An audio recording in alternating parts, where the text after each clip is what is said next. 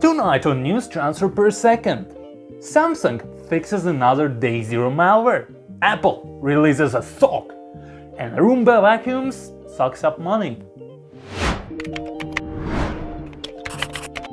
Another day, another 0-day, 0-click malware. This time Samsung phones are targeted by a new spyware, Landfall. It realizes a vulnerability of image processing on Sam's phones. The attack would embed a zip archive into the DNG file, which is type of a raw file. This would target Samsung flagship phones such as Samsung Galaxy S22, S23 and S24, as well as their fourth generation foldable devices. This spyware would change SE Linux policies to ingest itself into the OS without being noticed. Once installed, Landfall is capable of collecting a wealth of data, such as stored files, hardware ID, installed apps, etc. Then it sends this data to a remote server. It can even gain access to your microphone and camera. Fortunately for the most people, this virus was mostly active in Iraq, Iran, Turkey and Morocco in late 2024 and early 2025. Unit 42, the research group who found the spyware, believe that the vulnerability is present on Android 13 through 15 on Samsung devices and was distributed through chatting apps such as WhatsApp. So if you received any nudes from strangers on your Samsung phone, maybe they did not do it out of goodness of their heart. Does anybody remember Apple socks for iPods? It was a pouch for iPods that looked like a sock. It launched 21 years ago in November 2004. It was presented jokingly by Steve Jobs as a revolutionary new product. Today, we're introducing a revolutionary new product for your iPod. Socks. That costed only $29. Well, it seems like Apple decided to jump onto a remaster bandwagon and re-release this A revolutionary new product and put an outrageous price tag on it. On November 11th, Apple has launched iPhone Pocket, a glorified socket with a strap on it in collaboration with IC Miyake. You can now too wear your iPhone in a sock. However, this sock costs as much as Arc B580. You can buy a whole mid-range GPU with 12 gigs of VRAM for a price of sock.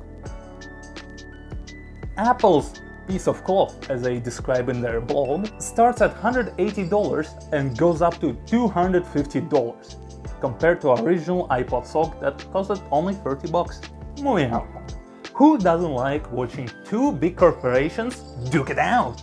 I certainly love to see it, except usually the consumer is the one who suffers as a result of big corporations' breakups. So in May of this year, Disney sued YouTube in regards to its content policy distribution on its YouTube TV subscription. Later on October 30th, all of Disney channels have been perished from YouTube TV, as a contract between companies has expired and both companies failed to come to an agreement regarding the new contract. Later, YouTube stated in their blog post that Disney proposal was costly and would cause YouTube TV subscription to go up in price. On November 9th, YouTube started issuing a $20 credits to YouTube TV subscribers due to inconvenience of not having Disney channels. Now YouTube is accusing Disney of trying to drive people from YouTube TV to its own streaming services such as Hulu.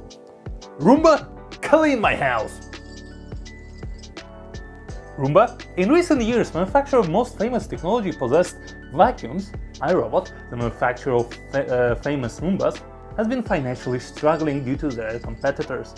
The company keeps bleeding capital, and it has no other source to draw from. Even with recent launch of an entire new lineup of Roombas that is meant to compete with their competitors, this new lineup introduced a bunch of new features, for example, LiDAR, entirely new app, and spinning mops. iRobot states that it might seek for bankruptcy protection if it's unable to find a potential buyer or find a way to secure more funding. And just like any other smart product, this brings a question of what will happen if iRobot does go bankrupt. Earlier this year, for example, Niato, another American robot vacuum manufacturer that shut down back in 2023, has pulled the plug on its cloud services, thus leaving its robot vacuums without a way to communicate with their app. While the vacuums are still operational, the only way is to use manual mode.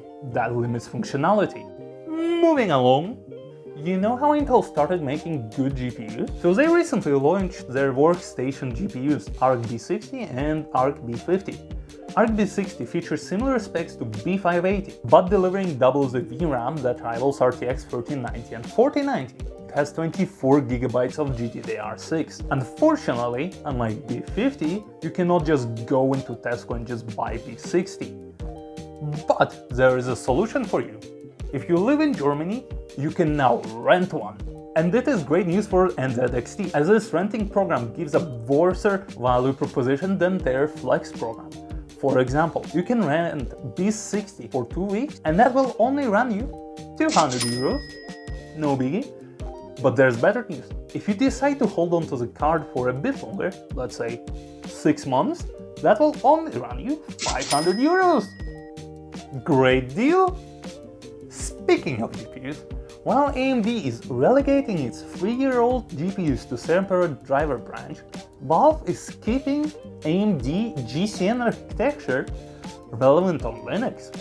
While currently the default driver for GCN1 and GCN 1.1 GPUs is still legacy AMD, Timur Christov, who works for Valve, decided to take upon himself to change that.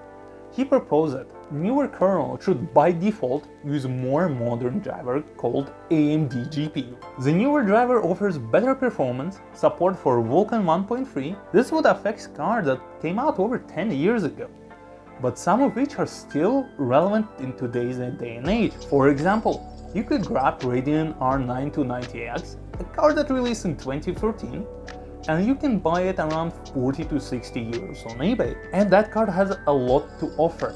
For example, you can play Cyberpunk 2077 in 1080p on medium settings. And you can also play esport titles like Dota 2 and CS2, or indie games, or even more modern AAA games. So, good job Valve, keep being based and care for customers more than AMD does. Well, that's it for today, folks.